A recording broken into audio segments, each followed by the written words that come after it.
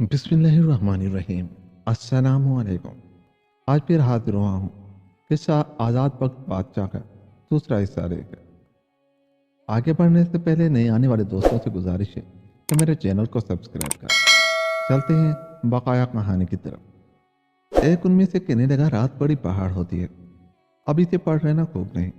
इससे ये बेहतर है कि अपनी अपनी सरे गुज़िश्त जो इस दुनिया में जिस पर बीती हो, बशर्त के उसमें झूठ कोड़ी भर न हो, बयान करे। तो बातों में रात करते, जब थोड़ी शब बाकी रहे तब लौट फूट रहेंगे। सब उन्हें कहा, या हादी, जो कुछ इरशाद होता है हमने कबूल किया। पहले आप ही अपना अहवाल जो देखा है शुरू कीजिए तो हम मुस्तफीद हों। उन चारों में से एक दोजानू होकर बैठा और अपनी सरे गुज़िश्त का किस्सा इस तरह से कहने लगा, या माबूद अल्लाह, ज़रा इधर मुतवज्जा हुआ और माजरा इस बेसरो पा का सुनो। ये सरे गुज़िश्त मेरी ज़रा कान धर सुनो। मुझको फलक ने कर दिया ज़ेरो ज़बर सुनो। जो कुछ के पेश आई है शिद्दत मेरी तईन, जो कुछ के पेश आई है शिद्दत मेरी तईन, उसका बयान करता हूँ तुम सर बसर सुनो। ए यारान, मेरी पैदाइश और वतन बुजुर्गों का मुल्क यमन है। वालिद साजिद का मुल्क अल्तजार ख्वाजा अहमद नाम बड़ा सौदागर था। उस वक्त में कोई महाजन या व्यापारी उनके बराबर न था। अक्सर शहरों में कोठियाँ और गुमाश्ते खरीदो फरोख्त के वास्ते मुकर्रर थे और लाखों रुपए नकद और जिन्स मुल्क मुल्क के घर में मौजूद थी। उनके यहाँ दो लड़के पैदा हुए। एक तो यही फकीर जो कफनी सेल पहने हुए मुर्शिदों के हुजूरी में हाजिर है और बोलता है। दूसरी एक बहन जिसको किबला गाह ने अपने जीते जी और शहर के सौदागर बच्चे से शादी कर दी थी। वो अपने ससुराल में रहती है। गर्ज जिसके घर में इतनी दौलत और एक लड़का हो, उसका लाड प्यार का क्या ठिकाना है। मुझ फकीर ने बड़े चाव चूज से माँ बाप के साय में परवरिश पाई और पढ़ना लिखना, सिपाहगरी का कसब व फन, सौदागरी का भी खाता, रोजनामा सीखने लगा। 14 बरस तक निहायत खुशी और बेफिक्री में गुजरी। कुछ दुनिया का अंदेशा दिल में न आया। एक बार एक ही साल में वालदैन कज़ा इलाही से मर गए। अजब तरह का गम हुआ जिसका बयान नहीं कर सकता। एक बारगी यतीम हो गया। कोई सर पर बूढ़ा बड़ा न था। इस मुसीबत नागहानी से रात दिन रोया करता। खाना पीना सब छूट गया। 40 दिन जूं तू कर कटे। चेहलम में अपने बेगाने छोटे बड़े जमा हुए। जब फातिहा से फिरागत हुई, सब ने फकीर को बाप की पगड़ी बंधवाई और समझा, दुनिया में सबके माँ बाप मरते आए हैं और अपने तईन भी एक रोज मरना है। बस सब्र करो, अपने घर को देखो। अब बाप की जगह तुम सरदार हुए। अपने कारोबार लेन देन से होशियार रहो। तसल्ली देकर रुखसत हुए। गुमाश्ते कारोबारी नौकर चाकर जितने थे आन कर हाजिर हुए। नजरें दी और बोले, कोठी नकदो जिनस की अपनी नज़र मुबारक से देख लीजिए। एक बार की जो उस दौलत बेइंतहा पर निगाह पड़ी, आंखें खुल गई। दीवान खाने की तैयारी को हुक्म किया। फिराशों ने फरश फरोश बिछाकर छत पर दे चलूने तकल्लुफ की लगा दी और अच्छे अच्छे खिदमतगार दीदार नौकर रखे। सरकार से जर्क बरक की पोशाकें बनवा दी। फकीर मसंद पर तकिया लगा कर बैठा। वैसे ही आदमी गुंडे भांकड़े मुफ्त पर खाने वाले झूठे खुशामदी आकर आशना हुए और मुसाहिब बने। उनसे 8 पहर की सोहबत रहने लगी। हर कहीं की बातें और टलें वाही तबाही इधर उधर की करते और कहते, इस जवानी के आलम में कैदकी की शराब नातनीन माशूकों को बुलवाकर उनके ऐश कीजिए। गर्ज आदमी का शैतान आदमी है। हरदम के कहने सुनने से अपना भी मजाज बहक गया। शराब, नाच और जुए का चर्चा शुरू हुआ। फिर तो ये नौबत पहुंची कि सौदागरी भूलकर तमाशा बीनी का और देने लेने का सौदा हुआ। अपने नौकर और रफीकों ने जब ये गफलत देखी जो जिसके हाथ पड़ा लग गया। गोया लूट मचा दी। कुछ खबर न थी कि कितना रुपया खर्च होता है, कहाँ से आता है और किधर जाता है। माल मुफ्त, दिल बेरहम। इस दर खर्ची के आगे अगर गंजे कारून का होता तो भी वफा न करता। कई बरस के अरसे में एक बार की यह हालत हुई कि फ़कत टोपी और लंगोटी बाकी रही। दोस्त आशना जो दांत काटी रोटी खाते थे और चमचा भर खून अपना हर बात में ज़ुबान से निसार करते थे, काफिर हो गए। बल्कि राह बाट में अगर कहीं भेंट मुलाकात हो जाती तो आंखें चुराकर मुंह फेर लेते और नौकर चाकर खिदमतगार खास परदार साबित खानी सब छोड़कर किनारे लगे। कोई बात का पूछने वाला न रहा जो कहे कि क्या तुम्हारा हाल हुआ। सिवाय गम और अफसोस के कोई रफीक न ठहरा। अब दमड़ी की ठंडियाँ मुयस्सर नहीं तो चबा कर पानी पीऊँ। 2-3 फाके कड़ाके खींचे, ताप भूख की न ला सका। लाचार बेहयाई का बुरका मुंह पर डालकर कसद किया कि बहन के पास चलिए। लेकिन ये शर्म दिल में आती थी कि किबला गाह की वफात के बाद न बहन से कुछ सलूक किया, न खाली खत लिखा। بلکہ اس نے خط خطوط ماتم پرسی اور اشتیاق کے جو لکھے ان کا بھی جواب اس خواب خرگوش میں نہ بھیجا۔ اس شرمندگی سے جی تو نہ چاہتا تھا، پر سوائے اس گھر کے اور کوئی ٹھکانہ نظر میں نہ ٹھہرا۔ جو تو پیا پیدا خالی ہاتھ گرتا پڑتا ہزار محنت سے وہ کئی منزلیں کاٹ کر ہمشیر کے شہر میں جا کر اس کے مکان پر پہنچا۔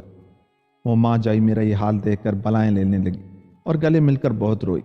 تیل ماش اور کالے ٹکے مجھ پر صدقے کیے، کہنے لگی اگرچہ ملاقات سے دل بہت خوش ہوا لیکن بھیا تیری یہ کیا صورت بنی؟ اس کا جواب میں کچھ نہ دے سکا، آنکھوں میں آنسو ڈبا کر چپکا ہو رہا۔ بہن نے جلدی سے پوشاک سلوا کر حمام میں بھیجا، نہا دھو کر وہ کپڑے پہنے، ایک مکان اپنے پاس سے بہت اچھا تکلف کا میرے رہنے کو مقرر کیا۔ صبح کو شربت اور لوازمات، حلوہ سوہن پستہ مغزی ناشتے کو، اور تیسرے پہر میوے خشک اتر، اور رات دن دونوں وقت پلاؤ نان پلیے کباب تحفے مزیدار منگوا کر اپنے روبرو کھلا کر جاتی، سب طرح خاطرداری کرتی۔ میں نے ویسے ہی تصدیق کے بعد جو یہ آرام پایا خدا کی درگاہ میں ہزار ہزار شکر بجا لایا۔ کئی مہینے اس فراغت سے گزرے کہ پاؤں اس خلوت سے باہر نہ رکھا۔ ایک دن وہ بہن جو بجائے والدہ کے میری خاطر رکھتی تھی کہنے لگی، اے بیرن تو میری آنکھوں کی پتلی اور ماں باپ کی موئی مٹی کی نشانی ہے۔ تیرے آنے سے میرا کلیجہ ٹھنڈا ہوا، جب تجھے دیکھتی ہوں باغ و باغ ہوتی ہوں۔ تو نے مجھے نہال کیا، لیکن مردوں کو خدا نے کمانے کے لیے بنایا ہے، گھر میں بیٹھے رہنا ان کو لازم نہیں۔ جو مرد نکھٹو ہو کر گھر سیتا ہے اس کو دنیا کے لوگ تانا مہنا دیتے ہیں، خصوصاً اس شہر کے آدمی چھوٹے بڑے بے سبب تمہارے رہنے پر کہیں گے اپنے باپ کی دولت دنیا کھو کر بہنوئی کے ٹکڑوں پر پڑا ہے۔ یہ نہایت بے غیرتی اور میری تمہاری ہسائی اور ماں باپ کے نام کو سبب لاج لگنے کا ہے، نہیں تو میں اپنے چمڑے کی جوتیاں بنا کر تجھے پہناؤں اور کلیجے میں ڈال رکھوں۔ اب یہ صلاح ہے کہ سفر کا قصد کرو، خدا چاہے تو دن پھریں اور اس حیرانی و مفلسی کے بدلے خاطر جمع اور خوشی حاصل ہو۔ یہ بات سن کر مجھے بھی غیرت آئی، اس کی نصیحت پسند کی، جواب دیا، اچھا اب تم ماں کی جگہ ہو، جو کہو سو کروں۔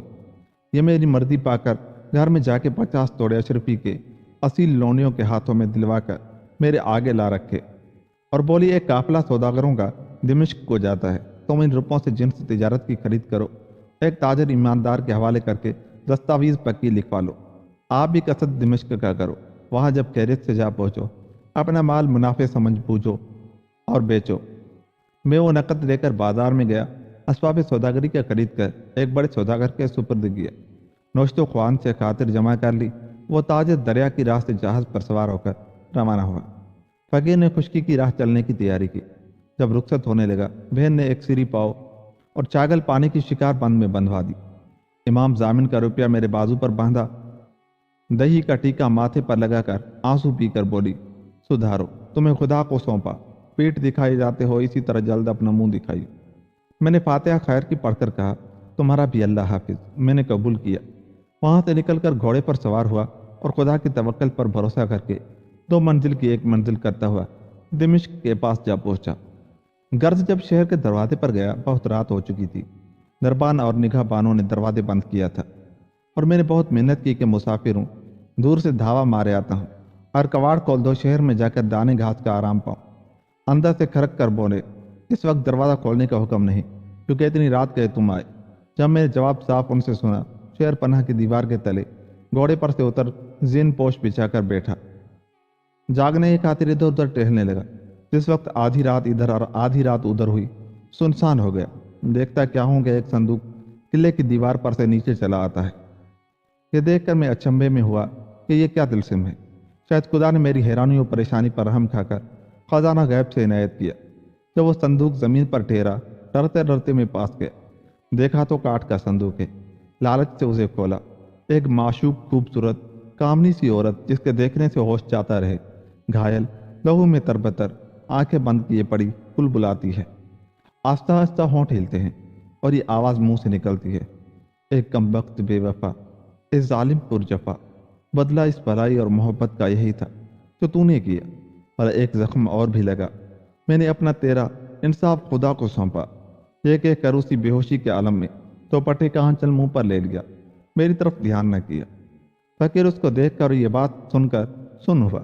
جی میں آیا اس بے حیا ظالم نے کیوں ایسے نازنین صنم کو زخمی کیا اور ہاتھ اس پر کیوں چلایا؟ اس کے دل میں تو محبت اب تلک باقی ہے جو اس جان کنی کی حالت میں اس کو یاد کرتی ہے۔ یہ آپ یہ کہہ رہا تھا۔ آواز اس کے کان میں گئی۔ ایک مرتبہ منہ سرکا کر مجھ کو دیکھا۔ جس وقت اس کی نگاہیں میری نظروں سے لڑیں، مجھے گش آنے اور جی سنسنانے لگا۔ بے زور اپنے تعین تھاما، جو رات کر کے پوچھا، سچ کہو تم کون ہو اور یہ کیا ماجرا ہے؟ اگر بیان کرو تو میرے دل کو تسلی ہو۔ یہ سن کر اگرچہ طاقت بولنے کی نہ تھی، آہستہ سے کہا کہ شکر ہے، میری حالت زخموں کے مارے یہ کچھ ہو رہی ہے۔ کیا خاک بولوں؟ کوئی دم کی مہمان ہوں۔ جب میری جان نکل جاوے تو خدا کے واسطے جوان مردی کر کے مجھ بدبخت کو اسی صندوق میں کسی جگہ گاڑ دیجیے، تو میں بھلے برے کی زبان سے نجات پاؤں اور تو داخل ثواب کے ہو۔ اتنا بول کر چپ ہوئی۔ رات کو مجھ سے کچھ تدبیر نہ ہو سکی۔ وہ صندوق اپنے پاس اٹھا لایا اور گھڑیاں گننے لگا کہ کب اتنی رات تمام ہو تو فجر کو شہر میں جا کر جو کچھ علاج اس کا ہو سکے میں مقدور اپنی کروں۔ وہ تھوڑی سی رات ایسی پہاڑ ہو گئی کہ دل گھبرا گیا۔ بارے خدا خدا کر کے صبح جب نزدیک ہوئی، مرغ بولا، آدمیوں کی آواز آنے لگی۔ میں نے فجر کی نماز پڑھ کر صندوق کو خورجی میں کسا۔ جو ہی دروازہ شہر کا کھلا، میں شہر میں داخل ہوا۔ ہر ایک آدمی اور دکاندار سے حویلی کرائے کی تلاش کرنے لگا۔ ڈھونڈتے ڈھونڈتے ایک مکان خوش کتا بھاڑے لے جا کر اترا۔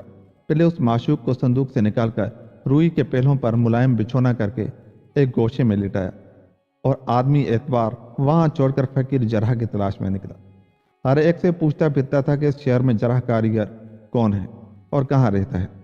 ایک شخص نے کہا، ایک حجام جرحی کے کسب اور حکیمی کے فن میں پکا ہے اور اس کام میں نپٹ پکا ہے، اور مردے کو اس کے پاس لے جاؤ، خدا کے حکم سے ایسی تدبیر کرے کہ ایک بار وہ جی اٹھے۔ وہ اس محلے میں رہتا ہے اور عیسیٰ نام ہے۔ میں یہ مستعار سن کر بے اختیار چلا۔ تلاش کرتے کرتے پتے سے اس کے دروازے پر پہنچا۔ ایک مرد سفید ریش کو دہلیز پر بیٹھا دیکھا اور کئی آدمی مرہم کی تیاری کے لیے کچھ پیس پاس رہے تھے۔ فقیر نے مارے خوشامد کے ادب سے سلام کیا اور کہا، میں تمہارا نام اور خوبیاں سن کر آیا ہوں۔ ماجرا یہ ہے کہ میں اپنے ملک سے تجارت کے لیے چلا، قبیلوں کو بس سبب محبت ساتھ لیا۔ جب نزدیک اس شہر کے آیا، تھوڑی سی دور رہا تھا کہ شام پڑ گئی۔ اندھے ملک میں رات کو چلنا مناسب نہ جانا، میدان میں ایک درخت کے تلے اتر پڑا۔ پچھلے پہر ڈاکہ آیا، جو کچھ مال و اسباب پایا لوٹ لیا۔ گہنے کی لالچ سے اس بیوی کو بھی گھائل کیا۔ مجھ سے کچھ نہ ہو سکا۔ رات جو باقی تھی چوں تو کر کے کاٹی۔ فجر ہی شہر میں آن کر ایک مکان کرایہ لیا۔ ان کو وہاں رکھ کر میں تمہارے پاس دوڑا آیا ہوں۔ خدا نے تمہیں یہ کمال دیا ہے کہ اس مسافر پر مہربانی کرو۔ غریب خانے تشریف لے چلو، اس کو دیکھو۔ اگر اس کی زندگی ہوئی تو تمہیں بڑا جس ہوگا اور میں ساری عمر غلامی کروں گا۔ عیسیٰ جرح بہت رحم دل اور خدا پرست تھا۔ میری غریبی کی باتوں پر ترس کھا کر میرے ساتھ اس حویلی تک آیا۔ زخموں کو دیکھتے ہی میری تسلی کی۔ بولا کہ خدا کے کرم سے اس بیوی کے زخم 40 دن میں بھر آویں گے۔ غسل شفا کا کروا دوں گا۔ گرد اس مرد خدا نے سب زخموں کو نیم کے پانی سے دھو دھا کر صاف کیا۔ جو لائق ٹانکوں کے پائے انہیں سیا۔ باقی گھاؤ پر اپنے کھیسے سے ایک ڈبیا نکال کر کتنوں میں پٹی رکھی اور کتنوں پر پھائے چڑھا کر پٹی سے باندھ دیا اور نہایت شفقت سے کہا، میں دونوں وقت آیا کروں گا، جو خبردار رہی ہو ایسی حرکت نہ کرے جو ٹانکیں ٹوٹ جائے۔ مرغ کا شوربہ بجائے غذا اس کے حلق میں چوائیو اور اکثر عرق بید مشک گلاب کے ساتھ دیا کیجیو، جو قوت رہے۔ یہ کہہ کر رخصت چاہی۔ میں نے بہت منت کی اور ہاتھ جوڑ کر کہا، تمہاری تشفی دینے سے میری بھی زندگی ہوئی، نہیں تو سوائے مرنے کے کچھ سوچتا نہ تھا۔ خدا تمہیں سلامت رکھے۔ عطر پان دے کر رخصت کیا۔ میں رات دن خدمت میں اس پری کے حاضر رہتا، آرام اپنے اوپر حرام کیا، خدا کی درگاہ سے روز پر روز اس کے چنگے ہونے کی دعا مانگتا۔ اتفاقاً وہ سوداگر بھی آ پہنچا اور میرا مال امانت میرے حوالے کیا۔ میں نے اسے اونے پونے بیچ ڈالا اور دارو در من میں خرچ کرنے لگا۔ وہ مرد جرح ہمیشہ آتا جاتا، تھوڑے عرصے میں سب زخم بھر کر انگور کر لائے۔ بعد کئی دن کے غسل شفا کا کیا، عجب طرح کی خوشی حاصل ہوئی۔ خلت اور اشرفیاں عیسیٰ حجام کے آگے دھریں اور اس پری کو فرش بچھا کر مسند پر بٹھایا۔ فقیر غریبوں کو بہت سی خیر خیرات کی۔ اس دن گویا بادشاہ ہفتے اقلیم کی اس فقیر کے ہاتھ لگی اور اس پری کا شفا پانے سے ایسا رنگ نکھرا کہ مکھڑا سورج کی مانند چمکنے اور کندن کی طرح دمکنے لگا۔ نظر کی مجال نہ تھی جو اس کے جمال پر ٹھہرے۔ فقیر بسر و چشم اس کے حکم میں حاضر رہتا، جو فرماتی سو بجا لاتا۔ وہ اپنے حسن کے غرور اور سرداری کے دماغ میں جو میری طرف کبو دیکھتی تو فرماتی، خبردار، اور تجھے ہماری خاطر منظور ہے تو ہرگز ہماری بات میں دم نہ ماریو، جو ہم کہیں سو بلا عذر کیے جائیو، اپنا کسی بات میں دخل نہ کریو، نہیں تو پچھتاوے گا۔ اس کی وجہ سے یہ معلوم ہوتا تھا کہ حق میری خدمت گزاری یا فرما برداری کا اسے البتہ منظور ہے۔ فقیر بھی اس کی بے مرضی ایک کام نہ کرتا، اس کا فرمانا بصر و چشم بجا لاتا۔ ایک مدت اسی راز و نیاز میں کٹی، جو اس نے فرمائش کی وہ میں نے لا کر حاضر کی۔ اس فقیر پاس جو کچھ جنس اور نقد اصل و نفع کا تھا سب صرف ہوا۔ اس بیان ملک میں کون اعتبار کرے جو قرض دام سے کام چلے۔ آخر تکلیف روز میرے خرچ کی ہونے لگی۔ اس سے دل بہت گھبرایا، فکر سے دبلا ہوتا چلا، چہرے کا رنگ اتر گیا۔ لیکن کس سے کہوں، جو کچھ دل پر گزری سو گزری۔ کہر درویش پر جانے درویش۔ ایک دن اس پری نے اپنے شعور سے دریافت کر کے کہا، اے فلانے، تیری خدمتوں کا حق ہمارے جی میں نشکال حجر ہے، پر اس کا عوض بالفعال ہم سے نہیں ہو سکتا، اور واسطے خرچ ضروری کہ کچھ درکار ہو تو اپنے دل میں اندیشہ نہ کر، ایک ٹکڑا کاغذ اور دوات قلم حاضر کر۔ میں نے تب معلوم کیا کہ کسی ملک کی بادشاہ زادی ہے جو اس دل و دماغ سے گفتگو کرتی ہے، فی الفور قلمدان آگے رکھتی ہے۔ اس ناظرین نے ایک شقہ دستخط خاص سے لکھ کر میرے حوالے کیا اور کہا، قلعے کے پاس ترپولیا ہے، وہاں اس کوچے میں ایک حویلی بڑی سی ہے، اس مکان کے مالک کا نام سیدی بہار ہے، تو جا کر اس رقے کو اس تک پہنچا دے۔ فقیر موافق فرمانے اس کے اسی نام و نشان پر منزل مقصود تک جا پہنچا۔ دربان کی زبانی کیفیت خط کی کہلا بھیجی، وہ سنتے ہی ایک حبشی جوان خوبصورت باہر نکل آیا۔ اگرچہ رنگ سانولا تھا پر گویا تمام نمک بھرا ہوا۔ میرے ہاتھ سے خط لے لیا، نہ بولا نہ کچھ پوچھا، انہی قدموں پھر اندر چلا گیا۔ تھوڑی دیر میں 11 کشتیاں سربا مہر زربفتگی تورا پوش پڑے ہوئے غلاموں کے سر پر دھرے باہر آیا، کہا اس جوان کے ساتھ جا کر اس کے گھر پہنچا دو۔ میں بھی سلام کر کے رخصت ہوا، اپنے مکان میں لایا، آدمیوں کو دروازے کے باہر سے رخصت کیے۔ 2 کشتیاں امانت حضور میں اس پری کے گزار رانیاں دیکھ کر فرمایا، یہ 11 بدرے اشرفیوں کے لے اور خرچ میلا، خدا رضا کے۔ فقیر اس نقد کو لے کر ضروریات میں خرچ کرنے لگا۔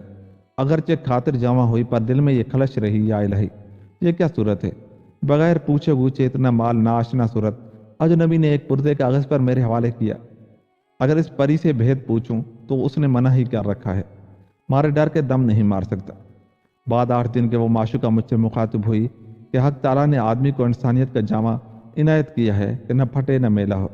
اگرچہ پرانے کپڑے سے اس کی آدمیت میں فرق نہیں آتا، پر ظاہر ہے میں خلق اللہ کی نظروں میں اعتبار نہیں پاتا۔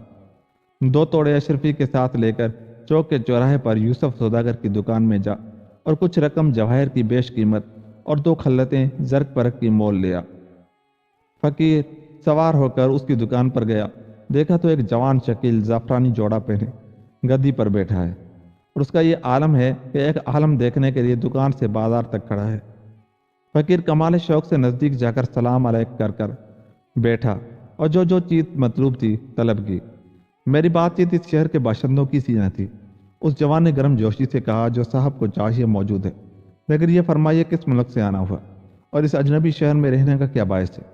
آج اس حقیقت سے مطلع کیجیے تو مہربانی سے بعید نہیں۔ میرے تئیں اپنا احوال ظاہر کرنا منظور نہ تھا۔ کچھ بات بنا کر اور جوہر پوشاک لے کر اور قیمت اس کو دے کر رخصت چاہی۔ اس جوان نے روکھے پھیکے ہو کر کہا، اے صاحب، اگر تم کو ایسی ہی ناشنائی کرنی تھی تو پہلے دوستی اتنی گرمی سے کرنے کی کیا ضرورت تھی؟ بھلے آدمیوں میں صاحب سلامت کا پاس پڑا ہوتا ہے۔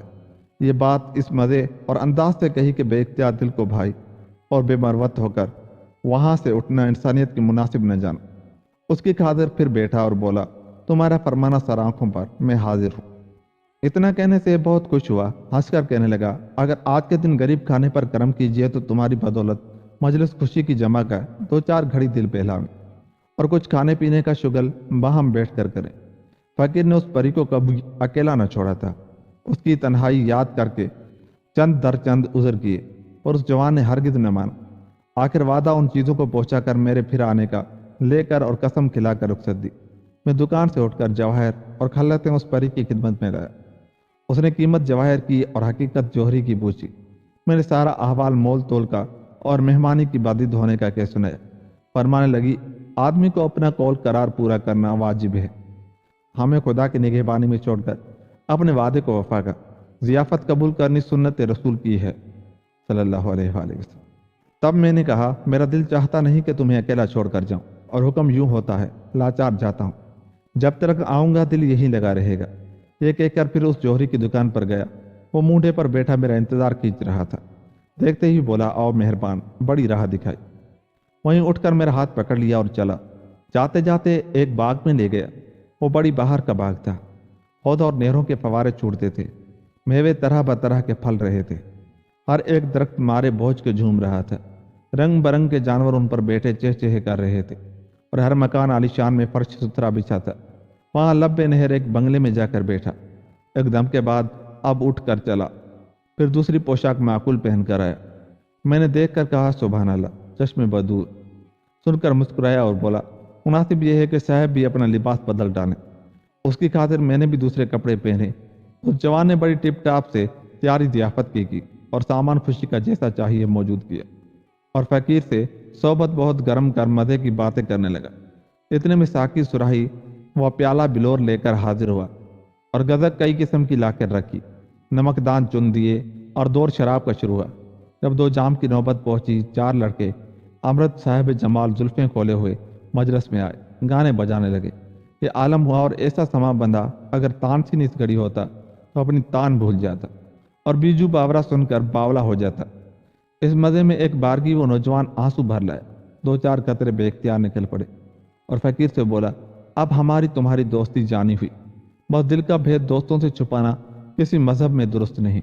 एक बात बेतकल्लुफ आशनाई के भरोसे से कहता हूँ, अगर मोहकम करो तो अपनी माशूका को बुलवाकर इस मजलिस में तसल्ली अपने दिल की करूँ।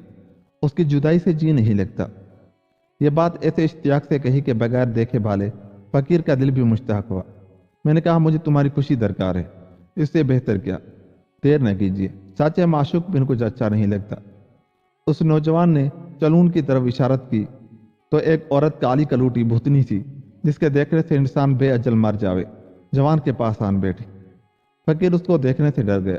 दिल में कहा, यही भला महबूबा ऐसे जवान परिजात की है जिसकी इतनी तारीफ और इश्तियाक ज़हर किया। मैं लाहौला पढ़कर चुप हो रहा। उसी आलम में 3 दिन रात मजलिस शराब और राग रंग जमी रही। चौथी शब को गुलबा नशे और नींद का हुआ। मैं ख्वाब गफलत में बेख्तियार सो गया। जब सुबह हुई उस जवान ने जगाया। कई प्याले खुमार शकनी पिलाकर अपनी माशुका से कहा, अब ज़्यादा तकलीफ मेहमान को देनी खूब नहीं। दोनों हाथ पकड़े उठे। मैंने रुखसत मांगी, खुशी ब खुशी इजाज़त दी। तब मैंने जल्द अपनी कदीमी कपड़े पहन लिए, अपने घर की राह ली और उस परी की खिदमत में जाकर हाजिर हुआ। मगर ऐसा इत्तफाक कबू न हुआ कि उसे तनहा छोड़कर शब बाश कहीं हुआ हूँ। इस 3 दिन की गैर हाजिरी से निहायत खुजल होकर उज़र किया और किस्सा ज़ियाफ़त का और उसके न रुखसत करने का सारा अर्ज किया। वो एक दाना ज़माने की थी। तबस्सुम करके बोली, क्या मुज़ाहिका, अगर एक दोस्त की खातिर रहना हुआ, हमने माफ़ किया, तेरी क्या तकसीर है। जब आदमी किसी को घर जाता है तब उसकी मर्जी से फिर आता है, लेकिन मुफ्तगी मेहमानियाँ खा पी कर चुपके हो रहोगे या उसका बदला भी उतारोगे। अब ये लाजिम है कि जाकर उस सौदागर बच्चे को अपने साथ ले आओ और उससे 2 चंद ज़ियाफ़त करो और असबाब का कुछ अंदेशा नहीं। खुदा के करम से एकदम में सब लवाजमा तैयार हो जाएगा और बेखूबी मजलिस ज़ियाफ़त की रौनक पावेगी। फ़कीर मुआफ़क़ हुक्म के जोहरी के पास गया और कहा, तुम्हारा फरमाना तो मैं सर आँखों से बजा लाया, अब तुम भी मेहरबानी की राह से मेरी अर्ज़ कबूल करो। उसने कहा, जानो दिल से हाजिर हूँ। तब मैंने कहा, अगर इस बंदे के घर तशरीफ़ ले चलो, आन गरीब नवाजी है। उस जवान ने बहुत उज़र और हीले की है, पर मैंने पिंड न छोड़ा जब तक वो राज़ी न हुआ। साथ ही साथ उसको अपने मकान पर ले चला, लेकिन राह में यही फिक्र करता था कि अगर आज अपने तईन मकदूर होता तो ऐसी तवाज़ा करता कि ये भी खुश होता। अब मैं उसे लिए जाता हूँ तो क्या देखता हूँ कि दरवाजे पर धूमधाम हो रही है। गुलियारे में झाड़ू देकर छिड़काव किया जा रहा है। यसावल और असा बरदार खड़े हैं। मैं हैरान हुआ, लेकिन अपना घर जानकर कदम अंदर रखा। देखा तो तमाम हवेली में फर्श मुकल्लफ लैक हर मकान के जा बिछा है और मसंदे लगी हैं। पान दान, गुलाब पाश, अतरदान, पेक दान, चंगेरे, नरगस दान करीने से धरे हैं। नारंगियां और गुलाबियां रंग बरंग की चुनी हैं। एक तरफ रंग आमेज अबरक के चरागों में चरागा है, एक तरफ झाड़ और सर कंवल के रोशन है और तमाम दालान और शे नशीनों में तलाई शमादान पर काफूरी शमें चढ़ी हैं और जड़ाव फानूसें ऊपर धरी हैं। सब आदमी अपने अपने ओहदों पर मुस्तैद हैं। बावर्ची खाने में देगें ठनठना रही हैं। आबदार खाने की वैसी ही तैयारी है। कोरी कोरी टहलियाँ रुपए की घड़ोंचियों पर साफियों से बंधी और बुजरों से ढकी रखी है। आगे चौकी पर डोंगे, कटोरे, मामा, थाली, सरपोश धरे बर्फ के आप कोरे लग रहे हैं और शोरे की सुराहियाँ हिल रही हैं। गैस सब असबाब पादशाहाना मौजूद है और कंचनियाँ फांट भगतिये कांवत कवाल अच्छी पोशाक पहने साज के सुर मिलाए हाजिर हैं। फकीर ने उस जवान को ले जाकर मसंद पर बिठाया और दिल में हैरान था कि या इलाही, इतने अरसे में ये सब तैयारी क्यों कर हुई। हर तरफ देखता फिरता था लेकिन उस परी का निशान कहीं न पाया। उसी जुस्तजू में एक मर्तबा बावर्ची खाने की तरफ जा निकला। देखता हूँ तो वो नाज़नीन एक मकान में गले में कुर्ती, पाँव में तेपोशी, सर पर सफ़ेद रुमाली ओढ़े हुए शादी खोजादी बन गहने पाते बनी हुई है। नहीं मोहताज जेवर का जिसे खूबी खुदा ने दी, नहीं मोहताज जेवर का जिसे खूबी खुदा ने दी, कि जैसे खुशनमा लगता है देखो चांद बिन गहने। खबरगिरी में जियाफत लग रही है और ताकीद हर एक खाने की कर रही है। खबरदार पामजा हो और आब व नमक बोबास दुरुस्त रहे। इस मेहनत से वो गुलाब सा बदन सारा पसीने पसीने हो रहा है। मैं पास जाकर तसद्दुक हुआ और शौर लियाकत को राह कर दुआ देने लगा कि खुशामद सुनकर तेवरी चढ़ाकर बोली, आदमी से ऐसे काम होते हैं कि फरिश्ते की मजाल नहीं। मैंने ऐसा क्या किया है जो इतना हैरान हो रहा है। बस बहुत बातें बनानी मुझे कुछ नहीं आती। भला कि तू ये आदमियत है कि मेहमान को अकेला बिठलाकर इधर उधर पड़े फिरे। वो अपने जी में क्या कहता होगा। जल्द जा मजलिस में बैठकर मेहमान की खातिरदारी कर और उसकी माशूका को भी बुलवाकर उसके पास बिठला। फकीर उस जवान के पास गया और गर्म जोशी करने लगा। इतने में दो गुलाम साहिब जमात सुराही और जाम जड़ाव हाथ में लिए रूबरू आए, शराब पिलाने लगे। इसमें मैंने उस जवान से कहा, मैं सब तरह मुखलिस और खादिम हूँ। बेहतर यह है कि वो साहिब जमात कि जिसकी तरफ दिल साहिब का मायल है तशरीफ लावे तो बड़ी बात है। अगर फरमाओ तो आदमी बुलाने की खातिर जावे। कि सुनते ही खुश होकर बोला, बहुत अच्छा, इस वक्त तुमने मेरे दिल की बात कही। मैंने एक खोजे को भेजा है। जब आधी रात गई वो चुड़ैल खासे चौडोल पर सवार होकर बलाए नागहानी सी आ पहुंची। फकीर ने लाचार खातिर से मेहमान के इस्तकबाल कर कर निहायत तपाक से बराबर उस जवान के ला बिठलाया। जवान उसके देखते ही ऐसा खुश हुआ जैसे दुनिया की नेमत मिली। वो भूतनी भी उस जवान परिदात के गले लिपट गई। सचमुच ये तमाशा हुआ जैसे 14वीं रात के चांद को घन लगता है। जितनी मजलिस में आदमी थे अपनी अपनी उंगलियां दांतों में दाबने लगे कि क्या कोई बला इस जवान पर मुसलत हुई। सबकी निगाहें उसी तरफ थी। तमाशा मजलिस का भूल कर उसका तमाशा देखने लगे। एक शख्स किनारे से बोला, यारो, इश्क और अकल में जिद है। जो कुछ अकल में ना आवे ये काफर इश्क कर दिखावे। लैला को मजनू की आंखों से देखो। सबू ने कहा, आमन, यही बात है। ये फकीर बामूजिब हुक्म के मेहमानदारी में हाजिर था। हर चंद जवान हम प्याला हम निवाला होने के मौजूद होता था, पर मैं हरगिज उस परी के खौफ के मारे अपना दिल खाने पीने या सैर तमाशे की तरफ रुजू न करता था और उधर मेहमानदारी का करके उसके शामिल न होता। इसी कैफियत से 3 शबाना रोज गुजरे। चौथी रात वो जवान निहायत जोश से मुझे बुलाकर कहने लगा, अब हम रुखसत होंगे। तुम्हारी खातिर अपना सब कारोबार छोड़ छाड़ कर 3 दिन से तुम्हारी खिदमत में हाजिर है। तुम भी तो हमारे पास एकदम बैठकर हमारा दिल खुश करो। मैंने अपने जी में ख्याल किया कि अगर इस वक्त कहा इसका नहीं मानता तो आदरदा होगा। बस नहीं दोस्त और मेहमान की खातिर रखनी ज़रूर है। तब ये कहा, साहिब का हुक्म बजा लाना मंजूर है। अलमरफूक अलअदब। सुनते ही उसको जवान ने प्याला तवाज़ा किया और मैंने पी लिया। फिर तो ऐसा पहियम दौर चला कि थोड़ी देर में सब आदमी मजलिस के कैफी होकर बेखबर हो गए और मैं भी बेहोश हो गया। जब सुबह हुई और आफताब 2 नेज़े बुलंद हुआ तब मेरी आंख खुली तो देखा न वो तैयारी है, न वो मजलिस, न वो परी, फ़कत खाली हवेली पड़ी है। मगर एक कोने में कंबल लिपटा हुआ पड़ा है। जो उसको खोल कर देखा तो वो जवान और उसकी रंडी दोनों सर कटे पड़े हैं। यह हालत देखते ही हवास जाते रहे। अकल कुछ काम नहीं करती कि ये क्या था और क्या हुआ। हैरानी से हर तरफ तक रहा था। वो परी जमाल भी नहीं थी और घर खाली पड़ा था। दोस्तों, ये कहानी बहुत लंबी हो गई है, इस वजह से ये कहानी मैं अगले हिस्से से शुरू करूंगा। मिलता हूँ तीसरे हिस्से के साथ। तब तक अपना बहुत सा ख्याल रखिएगा। मुझे दीजिए इजाज़त। अल्लाह ने के बाद।